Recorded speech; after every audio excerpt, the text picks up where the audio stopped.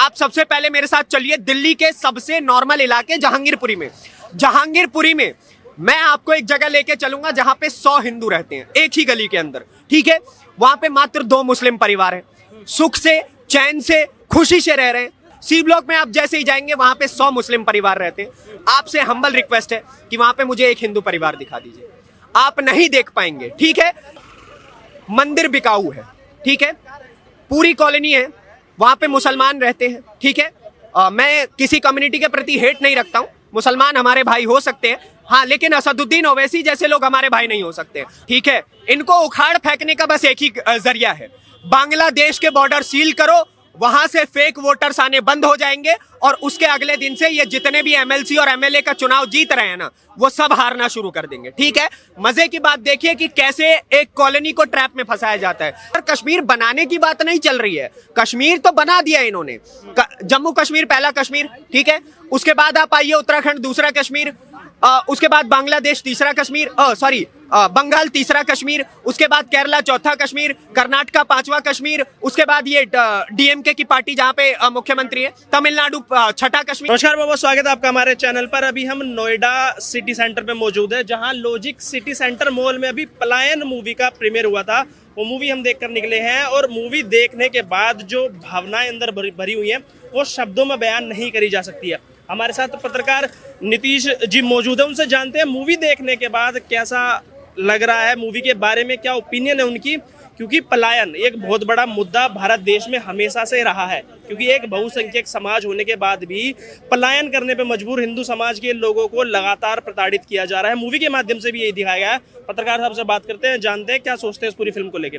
पलायन मूवी आज रिलीज हुई है, दिखाया गया है कैसे बहुसंख्यक जो एक समुदाय है उसको पलायन करने पे मजबूर कर दिया जाता है कुछ तथाकथित धर्मवादियों की तरफ से। क्या कहेंगे इस मूवी को देख के, कैसा लग रहा है? सर देखिए, सबसे पहले तो इट्स अ हम्बल रिक्वेस्ट कि प्लीज रवीश कुमार इस मूवी को ना देखे, ठीक है। मुंह से किडनी बाहर आ जाना है उनके। राणा अयूब इस मूवी को ना देखे, पुण्य प्रसून वाजपेयी इस मूवी को ना देखे। उन लोगों से हम्बल रिक्वेस्ट है मेरा। आप लोग देखेंगे तो आप लोग बोलेंगे कि इस मूवी में कोई फैक्ट नहीं है, डेटा नहीं है, बेस नहीं है, फलाना ढिंकाना। आप अगर फैक्ट और डेटा की बात कर रहे हैं ना, तो सबसे बड़ा एग्जाम्पल इस देश में, इस मूवी में भी कई एग्जाम्पल सेट किए गए, लेकिन सबसे बड़ा एग्जाम्पल इस देश में कश्मीर है, ठीक है। कश्मीर में जहां पर जितने भी कश्मीरी पंडित थे उनको किस प्रकार से निकाल निकाल के मार मार के उन्हें भगा दिया गया कश्मीर से, और आज तक वो लोग अपने जमीन की मांग खड़े होकर के कर रहे हैं, ठीक है। सबसे बड़ी बात इसमें वक्फ बोर्ड, दूसरा सबसे बड़ा पॉइंट यह है कि इसमें वक्फ बोर्ड को कैसे प्रेजेंट किया गया है, ठीक है, जो कि बिल्कुल सही चीज है। वक्त कैसे काम करता है सर?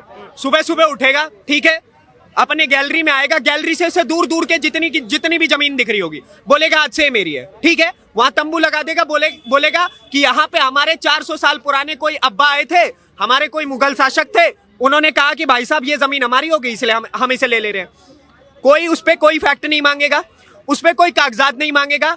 उस समय पे न्यायालय अपनी आंखें बंद करेगा, उस समय पे so called chief justice of India अपनी आंखें बंद रखेंगे। हाँ, मणिपुर के मामले में chief justice of India heroic dialogue जरूर देंगे, ठीक है, लेकिन जब ऐसे मुद्दे आते हैं, वक्त के मुद्दे आते हैं, तब उनके मुंह से कुछ नहीं निकलने वाला है, ठीक है। बात रही पलायन की, उत्तराखंड का इसमें एग्जाम्पल सेट किया गया, और उत्तराखंड में केवल एक ऐसी कॉलोनी नहीं है जहां पर पलायन किया गया हो। आप सबसे पहले मेरे साथ चलिए दिल्ली के सबसे नॉर्मल इलाके जहांगीरपुरी में। जहांगीरपुरी में मैं आपको एक जगह लेके चलूंगा जहां पे 100 हिंदू रहते हैं एक ही गली के अंदर, ठीक है। वहां पे मात्र 2 मुस्लिम परिवार हैं, सुख से चैन से खुशी से रह रहे हैं, कोई उनको आके परेशान नहीं करता है। दिवाली की मिठाइयां उनके वहां पहुंचाई जाती है, वो लोग खुशी से रहते हैं, ठीक है। वहीं आप चलिए मेरे साथ के ब्लॉक के ठीक सामने सी ब्लॉक में आप जैसे ही जाएंगे वहां पे 100 मुस्लिम परिवार रहते हैं। आपसे हम्बल रिक्वेस्ट है कि वहां पे मुझे एक हिंदू परिवार दिखा दीजिए। आप नहीं देख पाएंगे, ठीक है।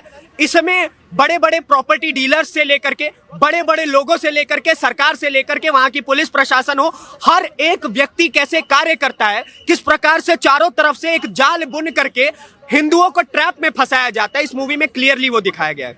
Kashmir example, Bengal example, Karnataka example, Kerala example, south के स्टेट्स एग्जाम्पल, कैसे एक एक करके हिंदुओं को टारगेट करके पूरा फंसाया जा रहा है, और उसके बाद उन्हीं की कॉलोनी में कहा जा रहा है कि तुम्हारी जमीन की कीमत भले ही 1 करोड़ रुपए हो, लेकिन हम 20 लाख रुपए देंगे और अगर तुम 20 लाख रुपए नहीं दोगे तो आए दिन तुम्हारे खिड़कियों पे पत्थर टकराएंगे, आए दिन तुम्हारी बेटियों को छेड़ा जाएगा, आए दिन तुम्हारे बेटों के कत्ल होंगे अगर वो हमसे लड़ने का प्रयास करेंगे, आए दिन हम तुम्हें परेशान करते रहेंगे और अंतकाल तुम ये मकान फ्री में छोड़ करके चले जाओगे। तो क्या ही कर सकते हो तुम हमारा, ठीक है। आप इस मूवी में एक सीन देख करके मुझे लिटरली रोना आया। मंदिर बिकाऊ है, ठीक है, पूरी कॉलोनी है, वहां पे मुसलमान रहते हैं, ठीक है। मैं किसी कम्युनिटी के प्रति हेट नहीं रखता हूं, मुसलमान हमारे भाई हो सकते हैं, हाँ, लेकिन असदुद्दीन ओवैसी जैसे लोग हमारे भाई नहीं हो सकते, अकबरुद्दीन ओवैसी जैसे लोग हमारे भाई नहीं हो सकते, अंसार रजा, तस्लीम रहमानी, ये जितने भी लोग हैं ये लोग हमारे भाई नहीं हो सकते, ठीक है। पहली चीज। दूसरी चीज, मुस्लिम से भरी कॉलोनी है, मंदिर होता है वहां पर, उस मंदिर के पुजारी को भी इतना परेशान किया जाता है कि अंत में उसे अपने मंदिर के बाहर पता है क्या पोस्टर लगाना पड़ता है, ये मंदिर बिकाऊ है। क्या हमारे आराध्य बिकाऊ हो सकते हैं? लेकिन मजबूरियां हमसे ये कहलवाती हैं सर, ठीक है। और आज हम एक केरला बनता हुआ देख रहे हैं, एक कश्मीर बनता हुआ देख रहे हैं, एक बंगाल बनता हुआ देख रहे हैं, ठीक है। लेकिन जब ये एक एक करके 28 की संख्या में हो जाएंगे ना, तो पता चलेगा कि हमारे 28 के 28 राज्यों में बहुसंख्यक अल्पसंख्यक की तरह रह रहा है और अल्पसंख्यक बहुसंख्यक की तरह, ठीक है। और संख्या के आधार पर ही अगर तुलना करनी है तो इनको अल्पसंख्यक मत कहिए। ये मेरा चीफ जस्टिस ऑफ इंडिया से रिक्वेस्ट है कि आप इन्हें अल्पसंख्यक किस आधार पर कह रहे हैं? ये दूसरे बहुसंख्यक है, ठीक है। इनसे वो सारे स्पेशल कानून जो इनको दिए गए हैं वो सब छीने जाए और बोला जाए कि आप दूसरे बहुसंख्यक हैं, आप अपने हिस्से का कार्य तो वक्फ से कर लेते हैं, आप अपने हिस्से का कार्य तो मदरसे, मस्जिद, मदीनों से कर लेते हैं, तो फिर आपको हमारे इन कानूनों की क्या जरूरत है? अब आएंगे जय भीम वाले, वो जय भीम और जय मीम का नारा लगाते हैं। भाई साहब, एक कड़वी हकीकत तो ये भी है कि जय भीम को अपनाने वाला सिर्फ हिंदू ही है, ठीक है, क्योंकि हम ही लोग कानून पे भरोसा करके 500 साल तक लड़के अपना मंदिर लेते हैं, वरना ये लोग सुबह उठेंगे बोलेंगे वक्फ की प्रॉपर्टी है हमारी, वहां पे कोई मजार बनी हुई दिखेगी जो कल तक थी ही नहीं, पता नहीं उसके अंदर क्या रहता है, कैसे रहता है, बस मिट्टी भर दी जाती है और मजार बना देते हैं। खैर, इसके ऊपर एक ही सरकार बहुत अच्छे से एक्शन ले रही है, वो पुष्कर सिंह धामी की सरकार है, ठीक है। और उसमें भी मजे की बात देखिए कि पुष्कर सिंह धामी की सरकार भी जब एक मदरसे को हटाने जाती है जो कि अवैध मदरसा है, जो सरकारी जमीन पर बना हुआ है, तो उनके ऊपर पथराव किया जाता है, उनके पुलिस प्रशासन के ऊपर पूरे के पूरे थाने को फूंक दिया जाता है, 100 से अधिक गाड़ियां जलाई जाती है। लेकिन तब चीफ जस्टिस ऑफ इंडिया बिल्कुल चुप रहने वाले हैं, चंद्रचूड़ बाबू के मुंह से एक शब्द नहीं निकलेगा तब। हाँ, आपने बात की अकबरुद्दीन ओवैसी, बकरुद्दीन ओवैसी की, इसमें एक रियल लाइफ में दिखाया गया है कि कैसे एक एमएलसी नेता कैसे सपोर्ट करता है अपने समाज को लेकर, राजनीति में आके सपोर्ट किया जाता है। रियलिटी में भी यही है, अकबरुद्दीन हो, बकरुद्दीन हो, ये रियलिटी में करते, तो कि रियलिटी में भी यही करते। तो ऐसे नेताओं को कैसे उखाड़ फेंकेंगे राजनीति में से? देखिए, राजनीति में से इन्हें उखाड़ फेंकना असंभव है, ठीक है। इनको उखाड़ फेंकने का बस एक ही जरिया है, बांग्लादेश के बॉर्डर सील करो, वहां से फेक वोटर्स आने बंद हो जाएंगे और उसके अगले दिन से ये जितने भी एमएलसी और एमएलए का चुनाव जीत रहे हैं ना, वो सब हारना शुरू कर देंगे, ठीक है। मजे की बात देखिए कि कैसे एक कॉलोनी को ट्रैप में फंसाया जाता है। सबसे पहले वहां एमएलसी बनेगा, उस एरिया का फिर एमएलए बनेगा, उसके बाद वहां पे चीफ मिनिस्टर बनाया जाएगा और उसके बाद पूरा का पूरा राज्य तंत्र आपके हिस्से में आ गया। उसके बाद आप अपने हिसाब से नंगा नाच करिए, ठीक है। तो सबसे पहले हमें अपने एमएलसी और एमएलए को ढूंढ करके समझना होगा कि क्या ये वोट देने के लायक है। ये एक उंगली की पावर ही है जो हमें बहुसंख्यक से अल्पसंख्यक बना रही है, और ये एक उंगली की पावर हो सकती है जो हमें बहुसंख्यक का बहुसंख्यक ही रहने देगी। हमसे फेक जानबूझ के कन्वर्जन नहीं करवाया जाएगा, हमारी बेटियों के साथ अन्याय नहीं होगा, हमारे साथ हमें काफिर कह के मारा नहीं जाएगा सर जी। अच्छा, एक और फिल्म में जो एक सीन दर्शाया गया है, किस तरीके से जो जमीन होती है हिंदू पक्ष की, उसके ऊपर एक मजार बना के उस पर कब्जा कर लिया जाता है, उस पर बोर्ड लगा दिया जाता है कि वक्फ बोर्ड की जमीन है। तो ये वक्फ बोर्ड देने वाली कांग्रेस पार्टी, आज कांग्रेस पार्टी हिंदुत्व की पार्टी बनी घूमती है, आज कहती है देश में अन्याय हो रहा है, राहुल गांधी सबको न्याय दिलाते घूमते हैं। लेकिन जो ऐसे एक काले कानून थोपे गए हैं, किसानों का कानून आता है उनको काले बता देती है, सीए को काले बता, लेकिन सच में जो ये काले कानून है, वक्फ बोर्ड, मुस्लिम पर्सनल लॉ बोर्ड जैसी कांग्रेस जैसी पार्टियों ने जो थोपा है, इनसे कैसे निकला जाएगा बाहर? देश में 3 ही काले कानून है हकीकत में, ये कृषि कानून और ये सब तो एक फेक नैरेटिव है। 3 ही मुख्य काले कानून है।